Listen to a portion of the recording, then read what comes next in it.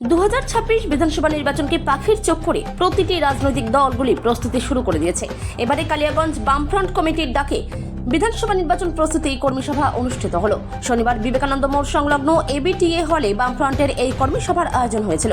CPM এর উত্তর দিনাজপুর জেলা সম্পাদক আনারুল হকের উপস্থিতিতে কর্মী সভা উপলক্ষে বামফ্রন্টের ব্যানারে একটি মিছিল সুকান্ত মোড় এলাকা থেকে শুরু হয়ে মেন রোড দিয়ে এবিটিএ হলে পৌঁছয়।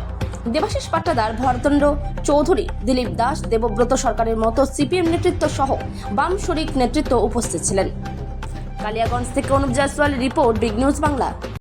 আপনাদের এই কর্মী সভার মধ্য দিয়ে আগামী যে নির্বাচন রয়েছে বিধানসভা, কর্মীদেরকে কি বার্তা দিবেন এবং কি ভাবনা চিন্তা রয়েছে? কারণ এবার তো কংগ্রেসের সাথে আপনারা জোট করছেন। এবারকার বিধানসভা নির্বাচনে আমরা বামফ্রন্ট ঐক্য যেটা আছে সেটাকে আরো মজবুত করা, বামফ্রন্টের বাইরে যে বামপন্থী দলগুলো আছে, গোষ্ঠী আছে, ব্যক্তি আছে, বিভিন্ন সংগঠন আছে, তাদের সাথে আমরা যুক্ত করার চেষ্টা করছি। এছাড়াও হচ্ছে আইএসএফ এর সাথে আমাদের একটা সমঝোতা, গোটা পশ্চিমবাংলাকে সামনে রেখে একটা সমঝোতা হয়েছে। কংগ্রেসের সাথে আপনারা জানেন যে দীর্ঘদিন গত 8-10 বছর ধরে হচ্ছে যে আমরা একসাথে বিজেপি এবং তৃণমূল বিরোধী আন্দোলনের সাথে সামিল ছিলাম, কিন্তু এবার ওদের দলের সিদ্ধান্ত হয়েছে যে তারা এককভাবে লড়াই করবে। স্বাভাবিক কারণে তাদের দলের সিদ্ধান্ত তারা সেইভাবে পালন করবেন। এবারকার নির্বাচনে হচ্ছে যে কংগ্রেস ছাড়াই হচ্ছে যে আমাদের বাকি বামপন্থী দল এবং সংগঠন, বিভিন্ন ব্যক্তি গোষ্ঠী সবাইকে ঐক্যবদ্ধ করে তৃণমূল এবং বিজেপি বিরোধী যে সংগ্রাম পশ্চিমবাংলার বিধানসভা নির্বাচনে আমরা কংগ্রেসের কাছে আমাদের পার্টির এইরকম কর্মী সভা প্রায় 9টা বিধানসভার মধ্যে 7টা বিধানসভা আজ থেকে আমাদের হয়ে যাবে। 2টো বিধানসভা আগামীকাল আছে। 2টো বিধানসভা কর্মী সভা করে এরপরেই হচ্ছে যে আমরা নিচু স্তরে নামবো। অঞ্চল কর্মী সভা ইতিমধ্যে শুরু হয়েছে বিভিন্ন জায়গায়, তারপরে বুথ লেভেলে কর্মী সভাগুলো। এগুলো প্রথম হচ্ছে আমাদের পরিকাঠামোগত সাংগঠনিক যে কাজ, সেই কাজটা আমরা প্রাথমিক পর্যায়ে হচ্ছে যে শুরু করেছি। এরপরেই নির্বাচনের দিনক্ষণ ঘোষণা হয়ে গেলে তারপরে আমাদের যারা প্রার্থী ঘোষিত হবেন তাদেরকে নিয়ে যে পরিকল্পনা গ্রহণ করা, সেগুলো নিয়ে আমরা কাজ করব।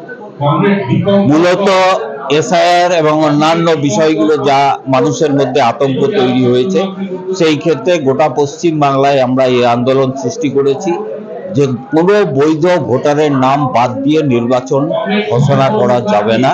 তার জন্য আমাদের অবস্থান গোটা পশ্চিম বাংলায় চলছে। আমরা আশাবাদী যে আমাদের যে সমস্ত মানুষ, প্রায় আমাদের জেলাতে 4,80,200 সামথিং যে ভোটারদেরকে হচ্ছে যে আন্ডার জুডিশিয়াল এবং ডিলিটেড করা হয়েছে, তাদেরকে অবিলম্বে আমাদের মূল ভোটার লিস্টের সাথে যুক্ত করতে হবে, তারপরেই নির্বাচন ঘোষণা করতে হবে। এইটুকু বার্তা আমরা দিতে চাই। ঠিক আছে, আমাদের সাথে যেখানে আপনারা জোট করে লড়াই হতো সেই জায়গাটাতে এবারে এককভাবে লড়াই করবেন, কোনো কি সমস্যার মধ্যে পড়তে হবে? সমস্যার কি আছে? কংগ্রেস হলে ভালো, আমরা তো চাইছি।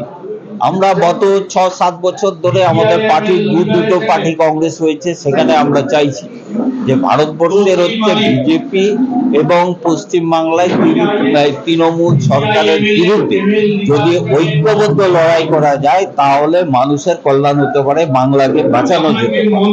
এখন এই যদি বোধ তাদের মধ্যে না থাকে, কিছু করার নেই আমাদের। আমরা লড়াই করছি, মানুষের মধ্যে আমরা যাচ্ছি, চেষ্টা করব। ঐক্যবদ্ধ হলে ভালো হতো, এই কথা তো বলতে পারবো না যে ঐক্য হলে ভালো হতো না, ভালো হতো। ঠিক।